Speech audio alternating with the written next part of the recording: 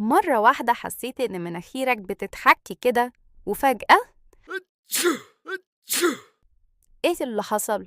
العطسة دي مش صدفة، جسمك بيطرد أي حاجة غريبة دخلت في مناخيرك زي التراب أو ريحة قوية أو حتى شعرة قطة.